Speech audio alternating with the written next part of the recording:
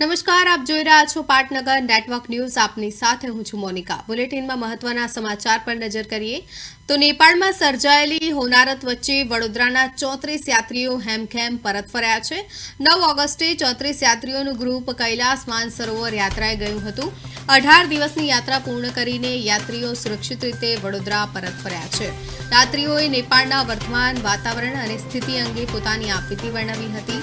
તિમુરે Chinese immigration checkpost 19 ઓગસ્ટે cross કરી તેઓ પરત ફર્યા હતા. યાત્રીઓને મદદ કરનારા નેપાળ તિબેટના શેરપા અને ગાઈડ ગુમ થયા હોવાની માહિતી પણ સામે આવી છે. સુરક્ષિત પરત ફરેલા યાત્રીઓ નેપાળની હાલની સ્થિતિ જોઈ આઘાતમાં છે.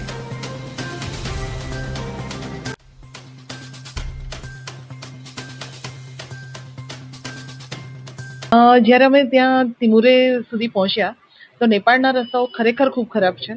લેન્ડસ્લાઇડિંગ ખૂબ જ થતી હતી, વરસાદ આવતો હતો, મળી રસ્તા હતા અને તિબ્બત સુધી પહોંચવામાં ખૂબ તકલીફ પડી હતી અમને લોકોને. અને તકલીફ એટલા માટે કે લેન્ડસ્લાઇડિંગ અમારે ક્રોસ કરીને નીકળવું પડતું હતું.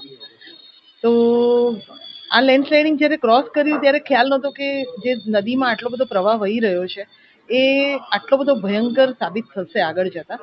અમે લોકો 19 તારીખે બોર્ડર ક્રોસ કરીને ફરીથી નેપાળ આવી ગયા અને નેપાળમાં રહ્યા પછી કાઠમંડુ પહોંચ્યા પછી જ્યારે આ ન્યૂઝ મળ્યા કે આખી બિલ્ડિંગ ધરાશાયી થઈ ગઈ છે અને આટલું બધું ફ્લડ ત્યાં આવ્યું છે અને આટલા બધા લોકોને જાનહાનિ થઈ છે તો ખરેખર ખૂબ દુઃખ થયું છે. ત્યારે આટલી પરિસ્થિતિ નહોતી. બહુ સરસ રીતે અમને લોકોને દર્શન થયા.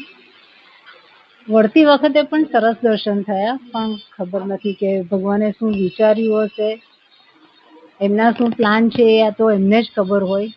પણ બહુ દુઃખદ સમાચાર છે આ જે અમે સાંભળી રહ્યા છે કે આટલું જે ઇમિગ્રેશનની જે બિલ્ડિંગ હતી એટલી તોતિંગ બિલ્ડિંગ ખબર નહીં કેવી રીતે ડિસ્ટ્રોય થઈ ગઈ. એ લોખંડનો બ્રિજ હતો એ કેવી રીતે તૂટી ગયો. આ તો બધું ભગવાનની જ કરામત છે, બાકી કશું વિચારી શકાય એવું છે જ નહીં. અમારા પછી અમારા જે શેરપાઓ હતા, અમારા પછી એ શેરપાઓ 75 જણાની આખી ટુકડી હતી, એને હેન્ડલ કરવાના હતા. ખબર નથી હવે એ લોકોનું શું વિચારવામાં નથી.